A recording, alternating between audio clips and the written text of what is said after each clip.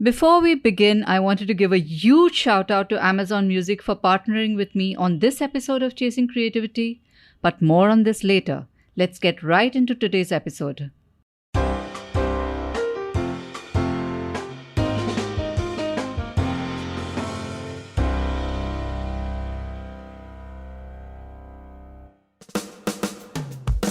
Hello and welcome to yet another episode of Chasing Creativity. Today we have with us the wonderful Tracy D'Souza. You know her from Girly Appa and now you know her from Oh My Girls. Welcome to Chasing Creativity. Tracy, lovely to have you here. It's a pleasure to be here. I'm so glad I finally get to be on this podcast. I've been seeing clips of it and I'm like, when is Kiran going to call me? Of course, Kiran would call you sooner or later. How can I have a podcast without you, Tracy? Thank you so much. Pleasure to see what unravels. So let's start from the very beginning. Where did Tracy grow up? I am Amchi Mumbai. Okay. I'm a Mumbaikar girl, born and brought up here. I actually stayed abroad for a while, but I think the heart always wants to come back to Mumbai. Despite the maddening traffic these days, I think I would really want to, I don't know, I don't see myself traveling away from Mumbai. So you've always been here and you grew up here, you studied here, you stayed Yes. abroad for a while. How did you get into content creation? How did it happen to you? So, my journey has been really interesting because I have switched professions multiple times. I started as a choreographer. I used to teach dance. Then I was training men at a gym. Lovely. I was a fitness trainer. Post that, I met Prahlad Kakkar and I worked with him in advertising for 7 years. And after that, when I was YouTube started catching on and I was like, this is where the future seems to be. And I met Arunabh, fortunately, and then it's history. The rest of it is history. I started with I was doing brand solutions for them, and then Girly Appa happened. So how did the idea of Girly Appa come? Because I know I loved it when it was around and it was so ahead of its times.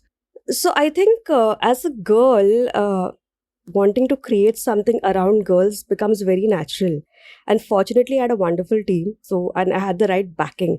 And TVF is the house where I think the most, creative geniuses, especially from the digital space, who pioneered even web shows. So we had the best backing and support system. So it was a natural progression. Mm-hmm. How did you manage to put out such incredible content every single day?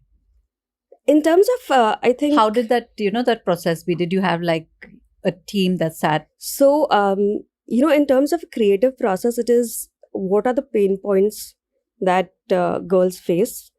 What, in terms of writers, in terms of social media, creators that we had, all of us as a team, what did we feel affected us a lot? And those are the topics that we spoke about. We were sort of seeping into pop culture references, things that were in the news at the moment, all of that. Most of our viral videos, if you see. Yeah, so all of our, viral videos were, ideas that were, for one, very relatable to all the girls. And no one was really speaking to them, speaking about those ideas, especially, in the manner we were sort of bringing it out. It was, I think, in terms of humor, I think the best way that it was treated. It made you relate. It made you remember. And that is very important. And that's why a lot of the videos still stay relevant today. And some of the dialogues are still popular even today. Lovely. Now, Tracy, that you've begun your own thing and you started Oh My Girls, tell us about the journey of you as an entrepreneur in the creative space. One, it's a very difficult journey, especially if you're doing something alone, because you have your own learnings that, you come with. And especially for me, I was at the peak of my career when I decided to quit, TVF, Girly Appa. For me, I felt like, okay, I'm going to go out and take over the world. Now that I've had so much of experience, I have a great network. But I've realized it's very difficult when you try to build something in the notions that you have in terms of this is how it should be. Because the world functions on their own wavelength. People that you work with, communicate with, build on their own wavelength. I've had offers where people want to invest in my business. But when you come to the terms, it's like, I always want to retain creative liberty, because I understand the pulse of the audience. I understand what works. I've had that experience. So when it comes to monies and creativity, it becomes very difficult to find the balance.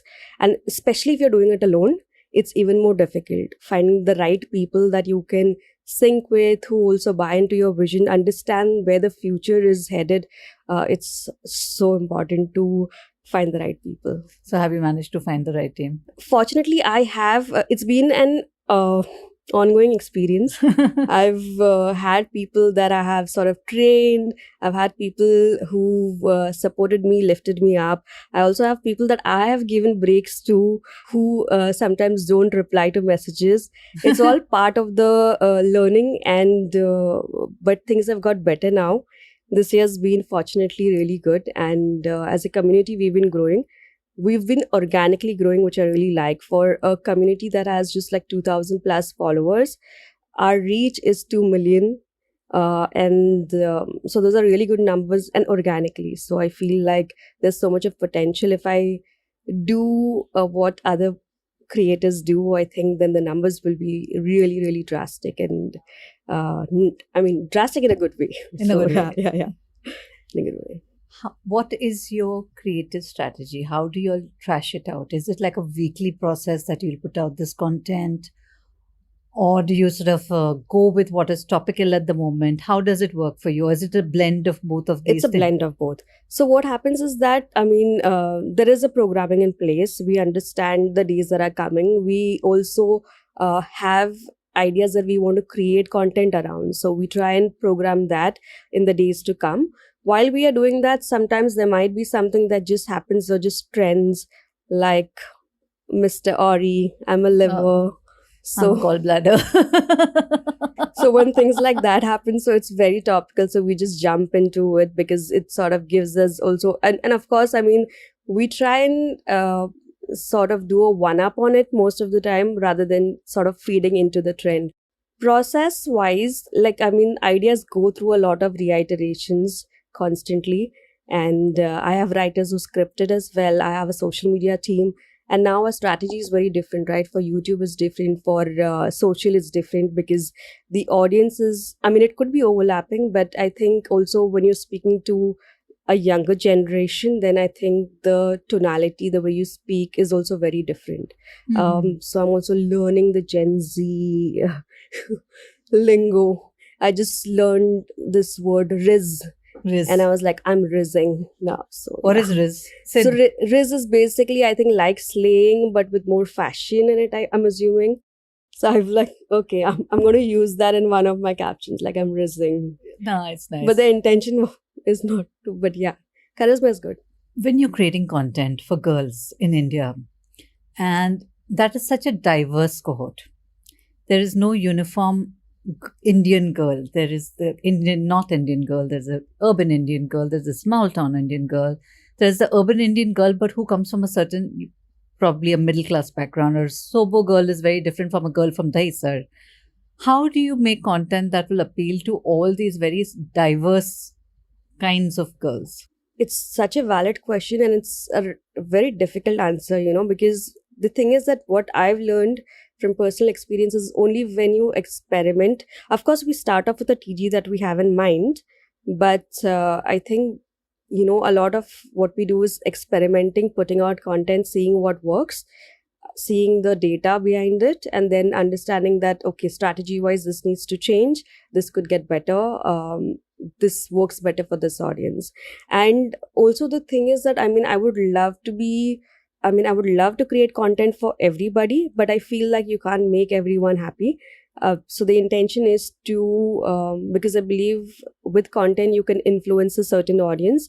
And I would want to influence the younger generations, because I feel they are the people that would bring through change. Because I think we slightly older, I think the older generation already have a fixed mindset sometimes, and may or may not be open to newer ideas, whereas the Gen Z is a little different, I think in terms of ideas, they're very open to it. The way they think about things are very different to probably how we might think of certain things. And I think I would want to influence that generation and give them the platform to, of course, share our views as well, but influence them in a way that they take action.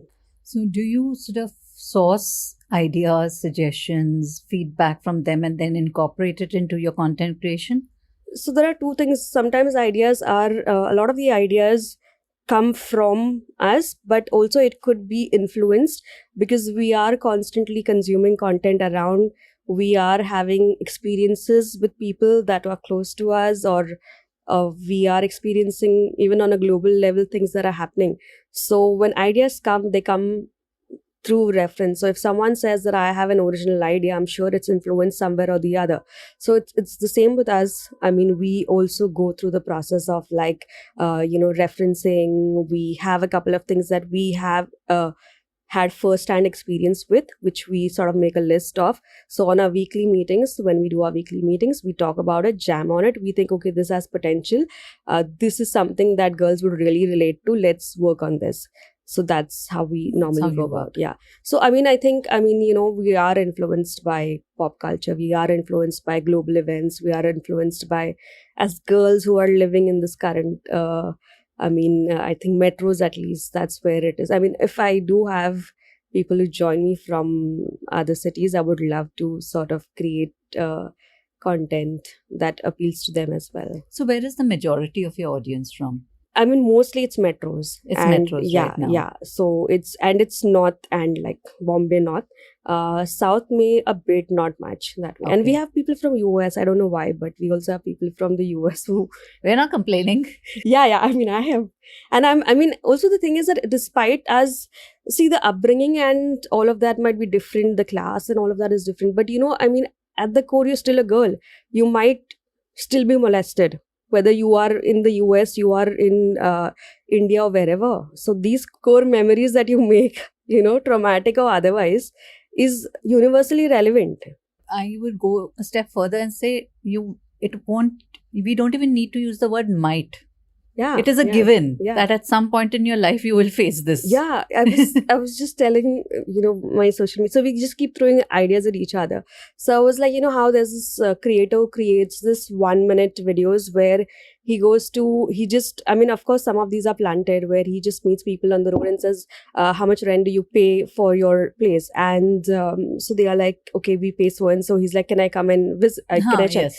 So then he goes and he, checks out the place. He sleeps on the bed. So I was like, what if we do a 1-minute series on anybody, any age group of girls, and ask them, what is your molestation experience? And I bet there'll be I don't think there might be one girl also who will not have one experience that she can You share. should do it.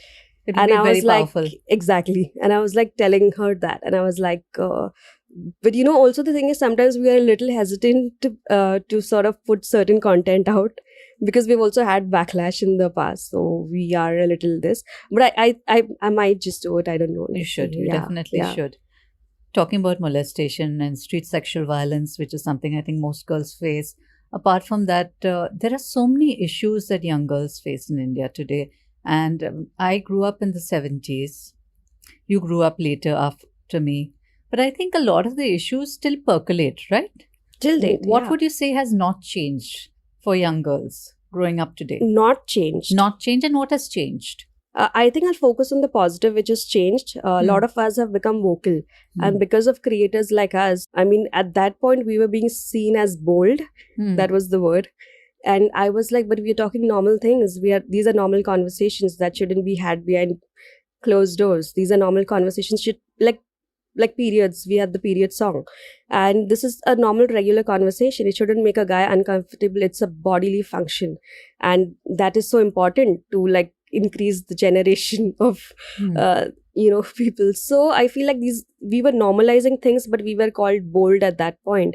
And today it's not at least a lot of creators that are there who speak about it very openly. It's being normalized. So I think there are so many voices, and I think that has changed a lot. So I think I'll focus on that. Of course, government policy wise, in terms of change, there's so much that could be done. Unfortunately, politicians themselves have a different mindset where people say that you should stay at home, you shouldn't wear clothes like this. You shouldn't go for You evening should- classes after 8. Exactly. Exactly. So if there are, I mean, and this is, imagine on a policy level, if you are sort of creating that sort of a space for women, how do you expect them to be secure? Exactly. So there are those things, but I mean, I would focus on the positive, which is there has been so much of change. What do you think are the issues that the Gen Z girl faces today? I would not be able to comment on that at the moment.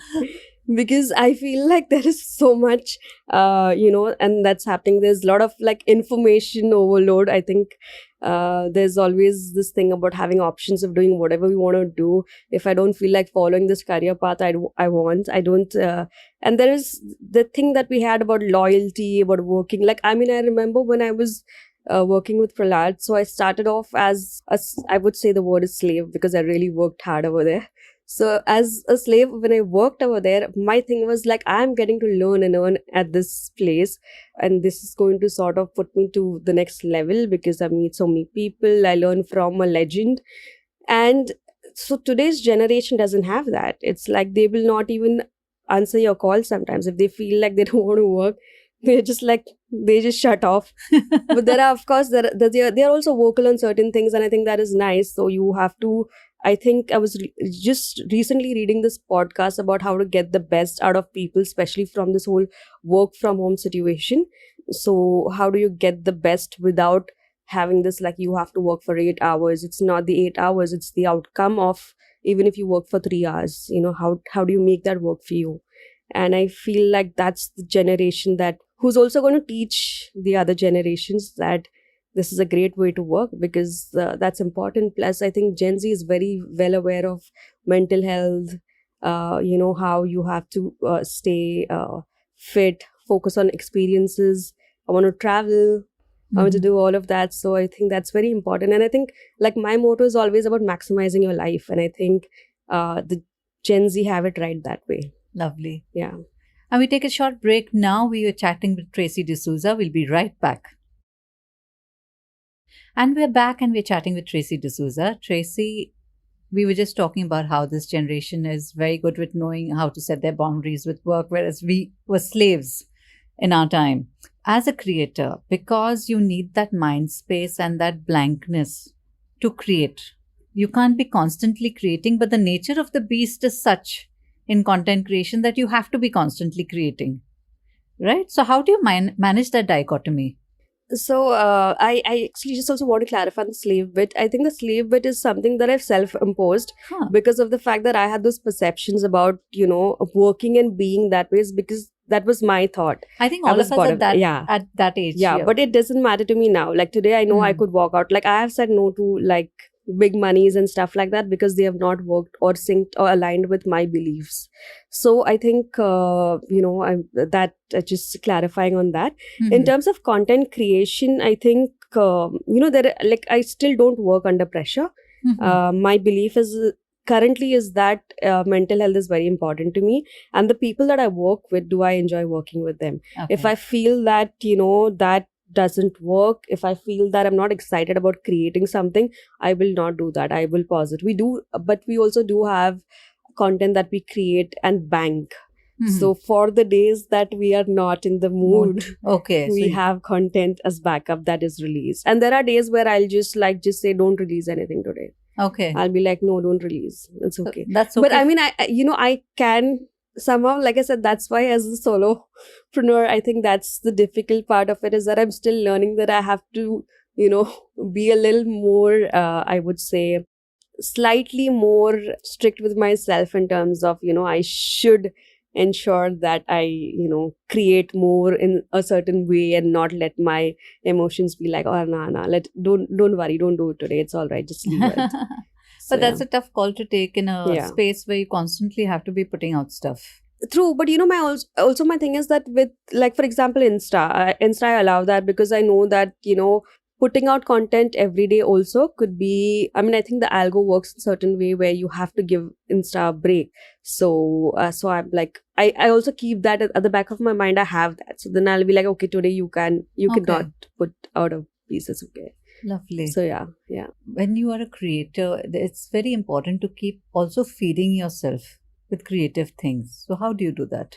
So I consume a lot of content and watch a lot of shows, watch a lot of content that other creators create.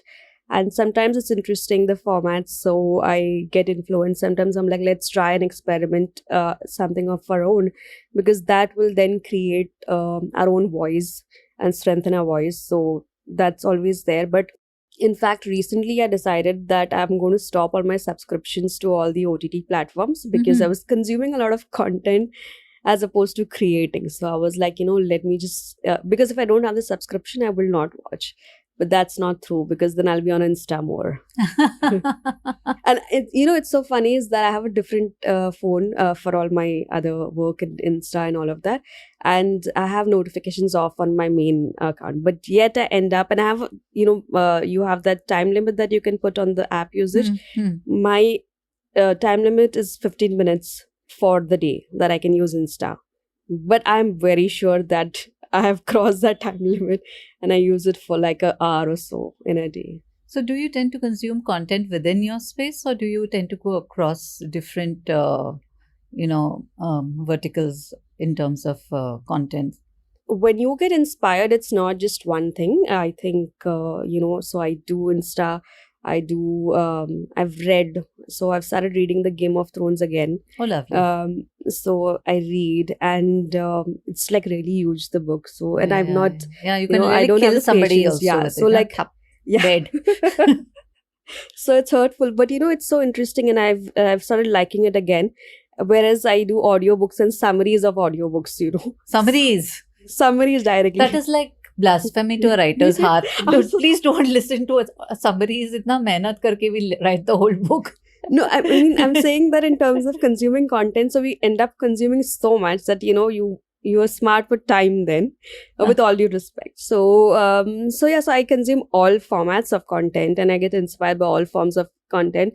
Also, a lot of it comes from personal experience. Like we're discussing ideas about these WhatsApp behavior, and now with the whole 24-hour disappearing one, and the thing when people delete it and then they assume you've not seen it, but you have a notification that had popped up where you saw the message. So all these little things. So we were thinking of, let's do something around that, for example. So there's a lot of inferred lived experiences that also sort of flows into our content. So it's not just about consuming what's there available around. Do you sometimes feel that you need to stop consuming content because we're really bombarded with a lot of content? Yeah, I think it's very important. Also, like, I don't know what the 1-2 years are called, what generation they are, because like I have a niece who's 1 year and who's already on the phone constantly. And so her mother tries to limit that screen time because she's so addicted to that content. And the moment she knows she's eating, she needs a screen.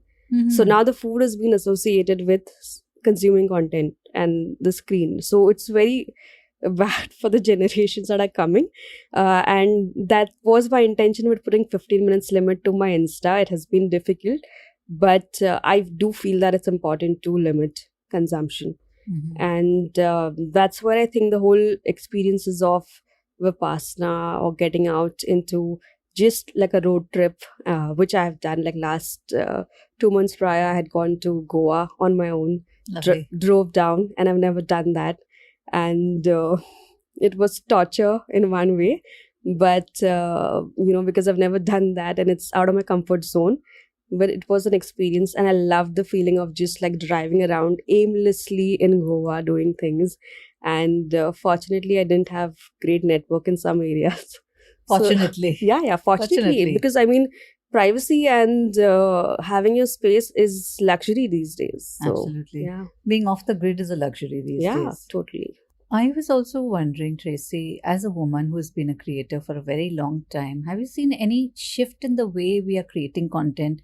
I see this entire skew towards A, consumerism, B, advice giving, and see the fashion content, which is gaining primarily, which is, really huge right now. But content such as yours, which is fun, informative, touches on issues, there's a very minuscule percentage of you who continue to make that kind of content, which is important and relevant and necessary. But we seem to be giving the rest a lot more weightage. Why do you think this is happening? And what do you see are the trends? I mean, I gave you my distinct perception of the trends, but So I think this is a very personal, point of view, and I don't think I could comment on a whole. But as a girl, I mean, I think life has to be wholesome. So you will have the fashion side where some of your insecurities play and come up and are triggered. And you will have your core beliefs where you just want to be and not do anything. You will have the side where you want to be an activist or speak up for certain things. You might be someone, I mean, as a person, you could be any of these at any point of time. And so all these content, whether if it's fashion or it's informative or it's even food, for example, all of this is content that may or may not add value to a girl's life. Even so, creators are able to voice or create a voice for themselves through this content. They feel empowered by this content. And I don't think I could say that this is right or wrong. Not right or wrong, because in terms of trends. In terms of trends, I mean, yes, I've seen fashion, and it's also because, I mean, we are in a capitalist ecosystem where we do function on sort of selling insecurities and making sure like the cream that I use will not be, another gender may not be able to use that same cream, though it's cream on the skin. And that skin could also be different cream for my under eye and different cream for my feet and, all of that. So we are constantly selling this to girls. So if we have for such a long, for decades have been doing this, so it is in our DNA now. So as girls, we feel like when someone does fashion related content, like in fact, this is just a discussion that we had on the last meeting. So my social media manager is very Gen Z, and she was like, I would love if someone does, someone who has my type of a body, sort of a body dynamics in that sense. I don't know what do you say, like a pear shape. So someone who's a pear shape tells me what sort of clothes will look good or bad or whatever. So I said, but would you want to promote the fact that, you should wear clothes that these clothes make you look good, or promote the fact that you should wear what makes you feel comfortable? And she said, yeah, ma'am, that's right. I think we should not do it. So I said, okay. So and the idea is, and that's what I want to do, is I just want to create a platform where people can have conversations and they can drive their own, they can analyze it and drive their own judgments out of it. Wonderful. So coming back to the content, I think because from, what we've come through, I think we've always focused on fashion. Glamour is something that all of us sort of have looked up to. It's only now that we have become more conscious. There are voices that speak about different things. And though we might be a minority, I think in every girl, there is that feeling of like, I should do better for myself and for others. What next from Oh My Girls? So I would love to do shows, and my intention with Oh My Girls is not just content. I also want to do a lot of community-driven activities like events, like the Female Only Trek, or like, for example, it's investments and money. Lovely. For example, Web3 and crypto, for example, mental health. So anything that's just female focused, like create opportunities where people can, mentorships, for example, it'll be great to do something like that. So I am looking for partners. Hopefully I find the right strategic investors also to create a good action-driven community. I hope you get them, and all Thank the very you. best, Tracy, for all you do. Thank you so at much. Oh My Girls. With that, it's a wrap on this episode of Chasing Creativity. We were chatting with Tracy D'Souza of Oh My Girls, and see you soon next week. Bye-bye.